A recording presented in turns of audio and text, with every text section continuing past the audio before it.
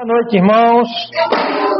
Nós vamos pregar hoje no Salmo 64, conspiração e os pecados da língua.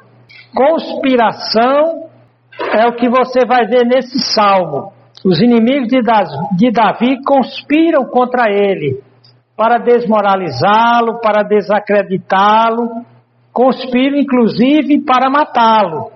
E eles usam como instrumento a língua. A língua é um instrumento terrível quando mal usado.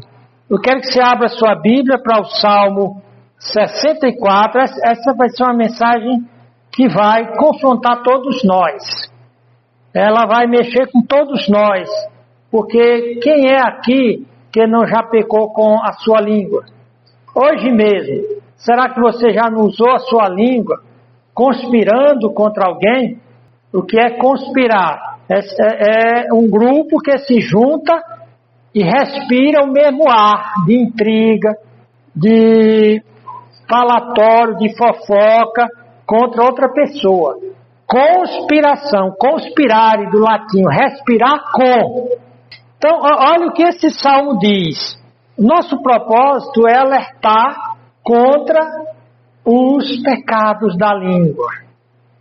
Se você não pecar com a língua, você nunca vai se envolver numa conspiração, numa conspirata, num conluio, num conciliábulo, que é uma palavra parecida com conspiração.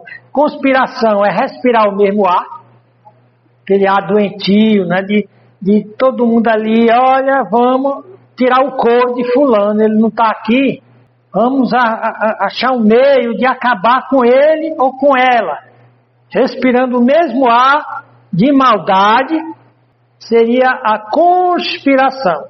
E o conciliábulo é entrarem numa espécie de concílio, de acordo, para se juntarem força para acabar com alguém. Então aqui você tem essas palavras, a conspiração contra Davi, um conciliábulo, um concílio, uma reunião de pessoas que se reúnem para fazer planos de como destruir esse homem, né? Você vai ver aqui que nós vamos ter basicamente 4 personagens. Deus vai estar aqui, Davi, que ele é o autor desse salmo. Deus é aquele a quem Davi apela para livrá-lo dessa conspiração fatal. Ele sabe que só Deus pode livrá-lo daqueles conspiradores, daqueles revolucionários que criaram uma revolução contra ele. E ele aí está na conta do justo. Aí você tem o homem justo, aquele homem que confia na direção de Deus, que espera viver numa sociedade guiada pelos estatutos de Deus. E você preste atenção nesse salmo, que o Davi ele vai se referir a Deus sempre na primeira pessoa, a ele se dirige na segunda pessoa, e aos conspiradores, os revolucionários conspiradores, ele se refere na terceira pessoa. Olha só, ele diz, ouve, ó Deus, ele vai diretamente para Deus. Ele diz, a minha voz na minha oração, guarda a minha vida do temor do inimigo. Esconde-me do secreto conselho dos maus. Veja bem, aqui é um conciliábulo, um concílio, um grupo que se reunia contra ele. Esconde-me do secreto concílio dos maus e do tumulto dos que praticam a iniquidade. Era gente ruim. Não eram justos não, eram ímpios. Embora esse povo fazia parte do povo de Israel. Estava no meio do povo de Deus, era como joio no meio do trigo. Ele diz aqui, eles se reúnem, fazem esse concílio, esse conciliábulo, essa revolução conspiratória. Qual a finalidade? Ele diz no verso 4, a fim de atirarem em lugar oculto, as escondidas, né? São covardes, eles não vêm de frente contra Davi. a fim de atirarem em lugar oculto ao que é íntegro. Íntegro é aquele que anda retamente perante Deus, que confia em Deus, disparam sobre ele repentinamente e não temem. Eles fazem um plano. Na realidade são criminosos. Eles acham que o crime deles é o crime perfeito. Existe um adágio no mundo que diz que não existe crime perfeito. Por mais que a conspiração tenha sido bem feita, o planejamento para o crime tenha sido bem bolado, sempre o crime acaba se voltando contra os criminosos. Nós vamos ver aqui. Aquele crime que parecia perfeito, ele diz, nós vamos cair em cima dele, nós vamos disparar em cima dele. No versículo 5 diz, firmam-se em mau intento, ou seja, eles estão dizendo, olha, nós estamos juntos nessa, vamos para cima dele. Só que ninguém vai de frente, a gente vai por trás, vai ocultamente. O Davi está descrevendo aqui os seus conspiradores. Então, nós vimos aí que tem 4 personagens: Deus, Davi, os revolucionários, conspiradores, os criminosos, que acreditam que bolaram o crime perfeito, que Davi não vai escapar, e o homem justo. Então ele vai voltando aqui, o versículo 5 diz, firmam-se em mau intento, falam de armar laços secretamente, e diz, quem os verá? Quem é que vai conseguir descobrir a gente? Por quê? Porque eles eram dissimulados. Na época eles estavam bajulando Davi. E por trás, lembra que o Aitofel era o principal conselheiro e amigo de Davi. Davi diz, olha, nós íamos juntos para o templo. Nós tínhamos uma intimidade de irmãos e o cara me apunhalou pelas costas, né? Voltando para cá, andam inquirindo malícias, procurando fofocas. O que você sabe de ruim, de desmoralizante sobre o Davi? Inquirem tudo que se pode inquirir. Eles fazem um escaneamento. Eles passam a vida do Davi numa peneira fina. Os menores deslizes, palavras, qualquer coisa se via para denegrir, para manchar a imagem dele. Inquirem tudo. Inquirir é pesquisar, procurar. Você sabe alguma coisa que ele fez que possa incriminá-lo? O íntimo pensamento de cada um deles e o coração são profundos. Eles querem aprofundar essa questão. Aí o Davi aqui dá um mais, um porém, conjunção adversativa. Mas eu não estou só não, eu tenho Deus. Deus está na equação da minha vida. Ele é que sempre fez a diferença. E eu não quero mais nada além dele. No Salmo 23 ele diz, o Senhor é meu pastor, eu não quero mais nada. Algumas versões, a maioria das versões diz, nada me faltará. Mas literalmente no original seria, eu não quero mais nada. Então Davi diz, eles acham que bolaram o crime perfeito. E parecia perfeito. Porque estava envolvido quem? Estava envolvido o filho dele, Absalão. Estava envolvido o principal conselheiro dele, Aitofel. Estava envolvido o general do exército dele, Joabe. Então, parecia o crime perfeito, que Davi não tinha escapatória. O conciliábulo que eles fizeram, as reuniões secretas que eles fizeram, bolaram aparentemente o crime perfeito. Tanto que o Davi sai de Jerusalém com um grupo, e Davi sabe também que tudo aquilo tem a ver com o que Deus havia dito. Essa situação dele tem a ver ainda com o pecado dele com Batseba, daquelas consequências que Deus disse que ele ia ter. Natan falou para Davi, usando uma metáfora, né, que um cidadão tinha uma única ovelhinha, o servo, e o patrão dele chega e toma a ovelhinha e sacrifica, tal, e Davi diz, esse merece morrer. Aí Natan, o profeta, diz, é você merece morrer. Mas Deus, pelo seu arrependimento, Deus vai perdoar o seu pecado, Porém, as consequências vão acontecer por resto da sua vida. E nós vimos as consequências trágicas. A história se desenvolveu exatamente, nós vimos que ele se condenou naquela parábola de Natã. Ele disse que o homem que roubou a ovelhinha do pobre merecia morrer. Aí o Natã disse: você é o homem, você merece morrer. Você vai ter um grande sofrimento. E a coisa começa quando o filho dele, Amã, estupra. Lembra, o pecado dele foi sexual. E a coisa vai acontecer. Deus não induziu Amã a estuprar Tamar. Deus simplesmente tirou a cerquinha que a Carmita fala. Tirou aquela restrição. E deixou o Amã por conta. E ele pega a irmã e estupra. Aí o Absalão, que era irmão de Tamar, fica com tanta raiva porque o pai não faz nada com Amor, mata Amor. Aí o Davi também não faz uma disciplina séria com Absalão, mas só o expulsa de Jerusalém. E ele começa essa série de conspirações, de confabulações, esses conciliábulos com Joabe, que finalmente consegue convencer Davi a fazer Absalão voltar para Jerusalém depois de alguns anos. E o que é que Absalão faz? Absalão se junta com Joabe, com Aitofel, e planejam um crime altamente sofisticado. Era muita ousadia alguém enfrentar um rei que não perdeu para ninguém, um rei que venceu todas as batalhas. Tinha de ser um plano muito bem bolado, esse plano para acabar com ele.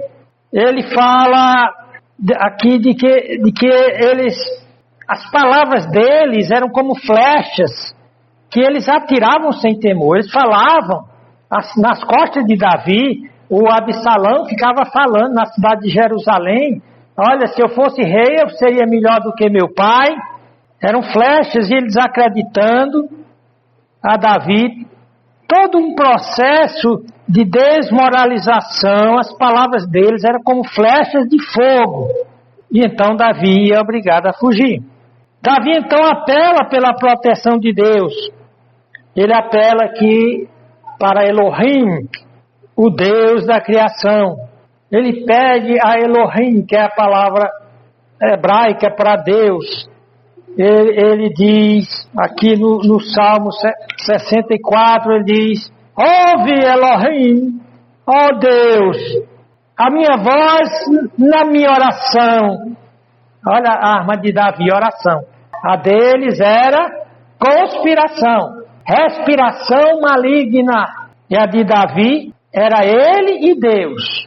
Ó Deus, ouve a minha oração, guarda a minha vida do temor do inimigo. E Deus ouviu. Ele pede para ser preservado daquele plano hediondo, para escondê-lo da conspiração dos malfeitores. Davi pede para que o esconda, para que eles não consigam encontrá-lo. Nos versos 3 a 6 ele faz uma descrição desses conspiradores criminosos e maus. Eles queriam acabar com ele. Na vida nós encontramos pessoas assim, pessoas que querem acabar com a gente, pessoas que querem nos desmoralizar. Como pastor, eu lembro de colegas meus, numa época em que eu tive em crise, numa batalha, por tomar posições que nem todos quiseram tomar, ou não ser a favor de algumas coisas, e de repente algumas pessoas que eu pensava que eram minhas amigas, passaram a conspirar contra mim, passaram a me desejar todo o mal possível e procurar tudo que podiam para tentar me desmoralizar. E eu só tive de fazer o que Davi fez. Senhor, da língua perversa, só o Senhor pode me proteger. Então nós vemos aqui que Deus não fica inerte. O plano era diabólico. Eles já estavam festejando a vitória. Porém, o julgamento de Deus faz com que é o efeito bumerangue. O bumerangue é uma arma aborígene, uma arma dos aborígenes da Austrália. Eles jogam, parecendo um triângulo, eles jogam aquele bumerangue e se ele não acerta o alvo, ele volta com força dobrada, e se acertar quem jogou, pode até matar. E aqui nós vemos o efeito bumerangue. O efeito bumerangue aqui nesse Salmo 64, onde o Davi diz que o mal que eles estão planejando para ele, vai voltar para eles próprios. No versículo 7 ele diz: mas Deus disparará sobre eles uma seta. A flecha jogada por Deus é diferente da do homem. E de repente ficarão feridos. Assim eles farão com que as suas línguas se voltem contra si mesmos. A sua língua, a sua conspiração, o seu crime perfeito acabe com eles próprios. Então nós vemos aqui claramente na guerra de Absalão contra Davi, foi usado primeiramente, a maior arma foi a língua, os pecados da língua. Os pecados da língua têm sua origem na natureza pecaminosa e é um dos pecados de consequência mais devastadoras. O autor de Provérbios diz que dos 7 pecados mais odiados por Deus, 3 são pecados da língua. Dos 7, estas 6 coisas o Senhor odeia. A 7ª sua alma abomina. O que é que Deus odeia? Olhos altivos, língua mentirosa, mãos que derramam sangue inocente. E agora a partir daqui vem os pecados da conspiração da língua. O coração que maquina pensamentos perversos. Aliás, no versículo 17 ainda. Língua mentirosa, primeiro. Mãos que derramam sangue inocente. Aí o segundo, coração que maquina pensamentos perversos. Aí vem pés que se apressam a correr para o mal. E o terceiro é a testemunha falsa que profere mentiras. Você vê, testemunho falso, mentiras. Na realidade aqui você tem 4 pecados da língua. E o que semeia contenda entre irmãos. Aqui já seria um 5º. Então como é que um crente deve zelar para que de repente ele não seja culpado de estar pecando com a sua língua? Que a sua língua seja medicina e não veneno. No Salmo 34, 11 e 14, o salmista diz: vinde meninos, ouvi, eu vos ensinarei o temor do Senhor. Quem é o homem que deseja a vida e que quer largos dias para ver o bem? Ou seja, quer viver muito e viver bem. O que tem de fazer? Primeira coisa tem de a ver com a língua. Guarde a tua língua do mal. Segundo, os teus lábios de falar o engano. Aparte-se do mal e faz o bem. Procura a paz e segue-a. Então a primeira coisa para alguém ter uma vida cumprida, pare de falar mal dos outros. E na realidade, quando alguém fala, é porque primeiramente pensou. Então Deus condena você ficar pensando mal das pessoas. Você ficar julgando as pessoas só pela aparência. Então, está na mente. Esses pecados que levam a pessoa a conspirar contra outra, a falar mal contra outra, tem a ver com arrogância, ciúme, amargura, espírito que não perdoa, adultério mental, ou seja, fica desejando o marido da outra, a esposa do outro, mesquinhez, inveja. Antes de alguém soltar uma coisa, a Bíblia diz que a boca fala do que o coração está cheio, do que a mente está cheia. Mantenha sua mente limpa. Procure pensar sobre as pessoas o que é justo. Não invente nada. Mas se eu sei uma coisa ruim de alguma pessoa, ou eu suspeito de algo ruim de uma pessoa, eu devo sair compartilhando com todo mundo? Vem cá, fulano, eu estou pensando que fulano está fazendo isso. Esse é um pecado da língua. Não só quando eu penso, eu já estou pecando. E quando eu procuro outra pessoa para conversar sobre isso, eu também já estou pecando. E, na realidade, esses pecados da língua são um sinal de que o crente não está agindo como crente, mas sim é como se ele tivesse retroagido. Voltou a agir como ímpio, como descrente. Efésios 4 diz: não, esse não é o padrão para um crente. Em Efésios 4:11 diz: irmãos, não faleis mal uns dos outros. Vocês falaram mal de algum dos irmãos hoje? Quem fala mal de um irmão e julga seu irmão, fala mal da lei, julga a lei. E se tu julgas a lei, já não és observador da lei, mas juiz. Tiago 5,12 diz: mas sobretudo, meus irmãos, não jureis nem pelo céu, nem pela terra, nem façais qualquer outro juramento, mas que a vossa palavra seja sim, sim e não, não. Ou seja, os crentes mentem muito com a sua boca. No final do ano, no culto do final do ano, os crentes oram e pedem um bom ano e dizem: Senhor, no próximo ano eu vou ler a Bíblia toda. No próximo ano eu vou orar mais pelos irmãos. No próximo ano eu não vou atrasar meu dízimo. Ou não vou roubar no dízimo. No próximo ano eu vou ser um melhor marido, uma melhor esposa, um melhor pai. Tudo mentira, porque no dia 1º de janeiro, no primeiro mês, já atrasa no dízimo, ou só entrega um pedaço, já distrata o cônjuge, a pessoa com quem casou, já negligencia a educação espiritual dos filhos. Em Romanos 3, 13 e 14 diz que o ímpio, o perverso, diz que a sua garganta é um sepulcro aberto, é uma sepultura. Com as suas línguas tratam enganosamente. Veneno de áspide está debaixo de seus lábios, cuja boca está cheia de maldição e amargura. Por isso que um crente fofoqueiro, encrenqueiro, aqui no Ceará chama bonequeiro, porque tem crente encrenqueiro, ele sai de uma encrenca para entrar noutra. É um criador de problemas, é um fazedor de confusão. Ele está mostrando que possivelmente nem foi convertido. Porque o coração de um crente, de um cara amargurado, quando ele se converte, adocica, deixa de ser amargurado, passa a ser um coração perdoador.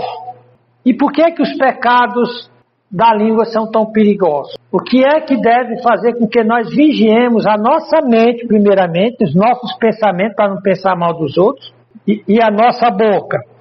Devido aos efeitos e resultados e repercussões dos pecados da língua. Em Efésios 4, 17 a 22 diz: e digo isto e testifico do Senhor, para que não andeis como andam os outros gentios, os pagãos, os descrentes, ou seja, os que não são regenerados pelo Espírito Santo, na vaidade da sua mente. A sua mente é oca da verdade. O conciliábulo, ou seja, o concílio de maldade já ocorre lá dentro da mente da pessoa.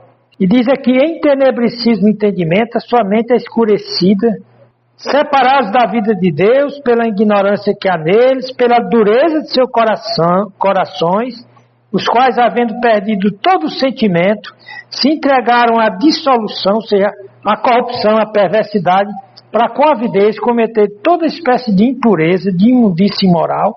Mas vós não aprendeste assim a Cristo, se é que eu tenho ouvido, se é que você é crente mesmo, e neles foste ensinados como essa é a verdade de Cristo. Paulo ainda diz que quanto ao trato passado, vos despojeis, lance fora o velho homem, aquela pessoa ruim que você foi antes de se converter, que se corrompe, que se deixa enganar, que se envolve nesses conciliábulos, nesses grupos, nessa roda de escarnecedores, de fofoqueiros, de criadores de confusão, essas conspirações pelas concupiscências do engano.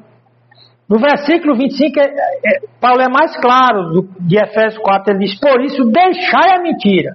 E você é mentiroso, gosta de praticar, você tem uma ordem aqui: deixai a mentira e falar a verdade, cada um ao seu próximo, porque somos membros uns dos outros. Ainda diz, para tomar cuidado com outros pecados da língua, nos versos 29 a 32 de Efésios 4, diz: não saia da vossa boca nenhuma palavra torpe. A palavra torpe é a palavra suja, imoral, nojenta, aquelas coisas que os descrentes falam como se não fosse nada grave, mas o crente não. Às vezes, tem pessoas que são chamadas boca suja, boca diz tudo quanto é impropérios, toda sorte de imundície, mas o crente não. Diz: só sai da vossa boca a palavra que for boa para promover a edificação. Ou seja, que ajude a pessoa a se levantar, ajude a pessoa a se consertar. A pessoa está desanimada, a pessoa fica animada. A que for boa para a educação, para que dê graça aos que ouvem. E se eu não quiser, se a minha língua não tiver trava, se a minha língua não tiver freio, porque Tiago fala que se coloca freio em cavalos, mas a língua não tem freio da maioria das pessoas. Quando vem na cabeça, escorrega pela língua, vomita tudo quanto é nojeira. E isso entristece o Espírito Santo. E não entristeçais o Espírito Santo de Deus, no qual estáis selados para o dia da redenção. Diz que toda amargura, ira e cólera e gritar, está dizendo aqui como é que o crente deve lidar com a possibilidade de pecar com a língua. Como é que ele pode evitar de pecar com a língua? Ele diz, afaste de você toda amargura, se é desgosto. Ah, me fizeram isso, me prejudicaram, me roubaram, me traíram. Deixa isso para lá, perdoa. Afaste de você, bote para longe toda amargura e ira e cólera, descontrole, gritaria e blasfêmia e toda malícia sejam tirados entre vós. Você vê que tudo tem a ver com os pecados da língua nascidos na nossa mente, o que nós pensamos e guardamos de memórias ruins dos outros. A gente só deve guardar memórias boas. Memórias ruins a gente joga no mar do esquecimento. Então ele diz, antes de uns para com os outros benignos. Sabe o que é benigno? Ter boa intenção com o outro. Misericordioso. Ter pena, às vezes, da fraqueza do outro. Perdoando-vos uns aos outros, como também Deus os perdoou em Cristo. E por que eu devo fazer isso? Porque os pecados da língua, eles podem destruir famílias inteiras, igrejas inteiras. Através da história da igreja, igrejas inteiras foram divididas. Famílias foram separadas, casais foram separadas, mulher que não tem trava, ela vai facilitar muito a sua separação, o seu divórcio. Homem que não tem trava na língua, não tem mulher que aguente não. Então veja bem, a Bíblia manda levar a sério os pecados de fofoca, de calúnia, de difamação, de julgamento temerário, só baseado nas aparências, com calúnia. Tiago deixa bem claro que esse tipo de coisa não é para o crente. Esse pessoal aqui é mostrado por Davi como criadores de coisa ruim. Essas pessoas na família, na igreja, na sociedade, no ambiente de trabalho, são os famosos encrenqueiros. Tem gente que para onde vai cria confusão, cria problemas. Essas pessoas encrenqueiras, suas encrencas, geralmente, ou se podemos dizer até sempre, tem a ver com língua solta. No Salmo 52:2 diz, a sua língua intenta o mal, como uma navalha amolada, traçando engano. Veja bem, navalha amolada, uma faca, sai cortando. Existe até essa figura de linguagem que diz, vocês estão me cortando, vocês estão falando mal de mim. E aqui o salmista compara ficar fofocando de outro como uma navalha, cortando o outro. E a Bíblia, Paulo, em 2 Timóteo 2,14, diz que é dever do pastor alertar a sua igreja, os membros da sua igreja, os irmãos, os discípulos de Cristo, as famílias, para esses pecados terríveis da língua. Em 2 Timóteo 2,14, 17, ele diz, traze essas coisas à memória, lembra o povo, ordena-lhes diante do Senhor, que não tenham contenda de palavra, não fique brigando, batendo boca. Contenda de palavra, que para nada aproveita e são para a perversão dos ouvintes. Está mandando aqui o pastor tratar com esses encrenqueiros que ficam brigando por besteira. Onde ele diz, procura apresentar-te a Deus aprovado como obreiro que não tem de se envergonhar, que maneja bem a palavra da verdade, mas evita os falatórios profanos. Muitas vezes o pastor é envolvido numa fofoca da igreja. Alguém chega, conta uma história para ele, e ele, sem averiguar, já passa o negócio para frente. Ele disse, evita os falatórios. A palavra desses encrenqueiros, desses bonequeiros, desses criadores de problemas, diz aqui, roerá como gangrena, como um câncer. Então muitas igrejas têm câncer. São os fofoqueiros, são os linguarudas, as linguarudas. Um câncer. E Paulo até chega a nomear 2 que tinha lá na igreja do Timóteo, que era Himeneu e Fileto. A Bíblia chega mesmo a mandar os crentes se separarem desses fofoqueiros, desses encrenqueiros. Em Romanos 16, 17, 18 diz: e rogo-vos, irmãos, que noteis. Sabe o que é notar? Marcar. Se separar.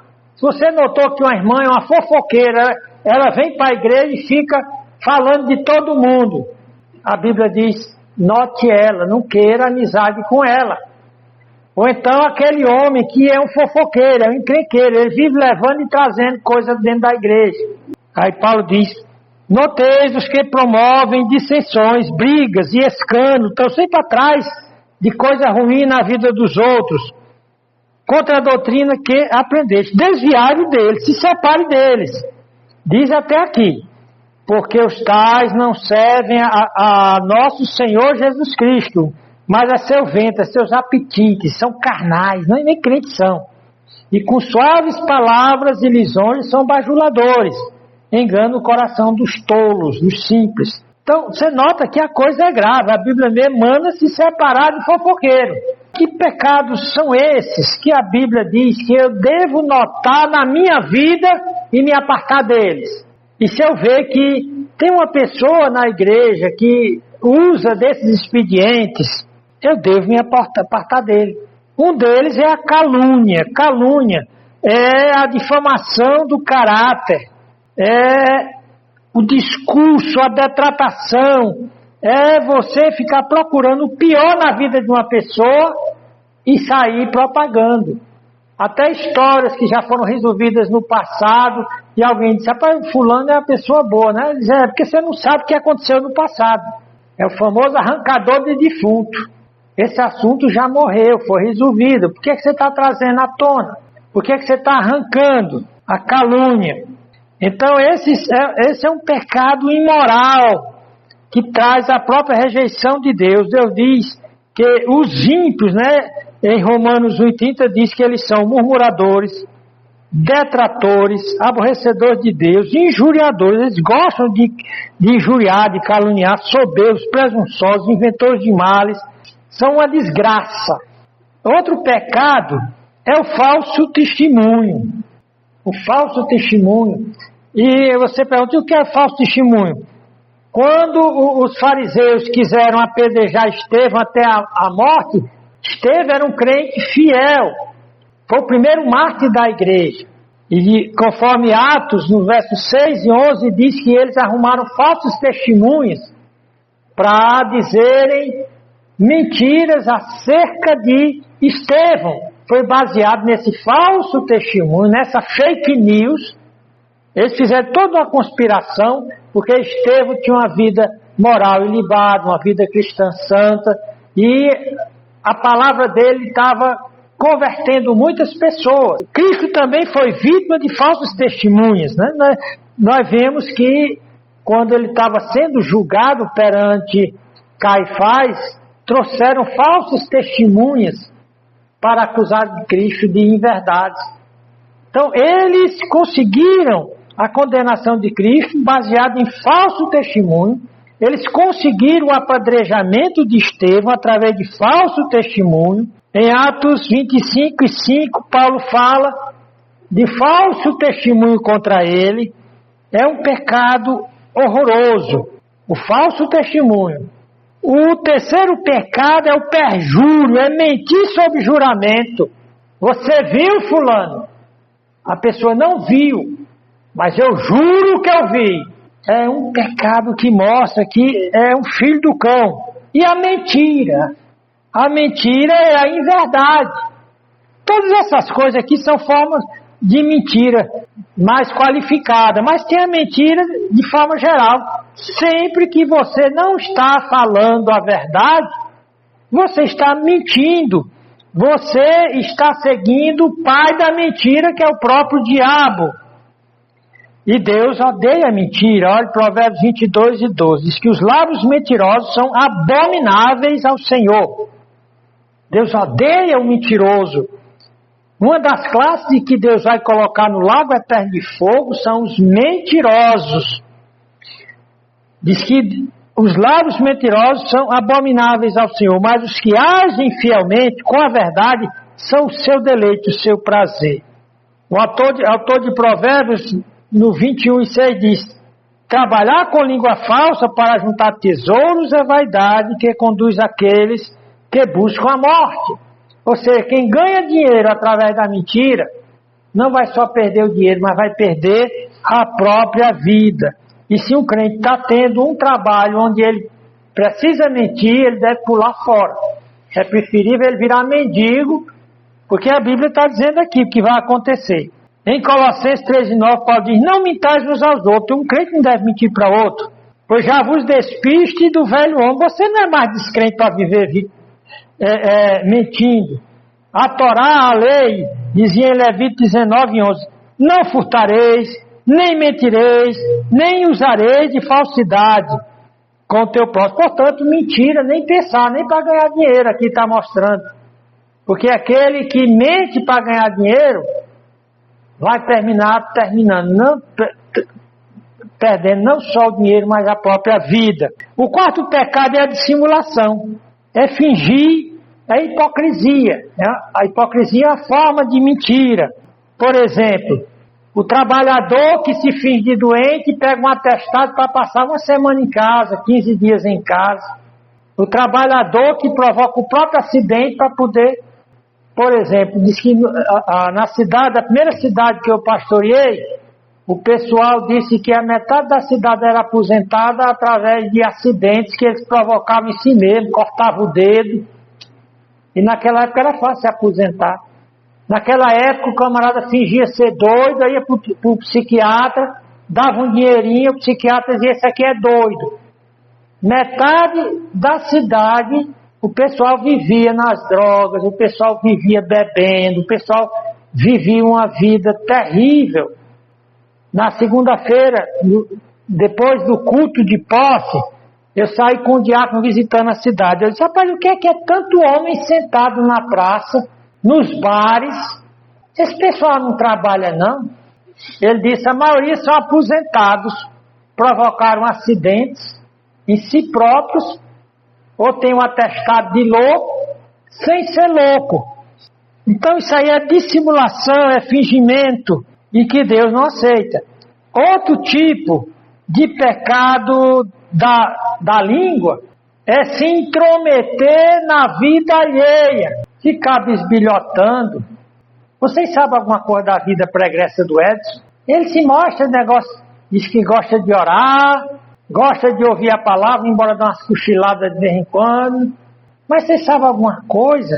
Me diga aí. Ou seja, esse tipo de pecado, no grego, é periergos. É fazer algo inútil ou desnecessário. É se intrometer na vida de uma pessoa. Em 2 Timóteo 3:11 diz: portanto, ouvimos que alguns entre vós andam desordenadamente, não trabalhando, antes fazendo coisas vãs, se intrometendo na vida dos outros, se metendo no que não é da sua conta. Lá a palavra periego, outra palavra que pode ser usada é a latroepiscopos, que é uma combinação de aquilo que pertence ao outro e fazendo o papel de bispo. Por exemplo, tem assuntos que o pastor tem de tratar.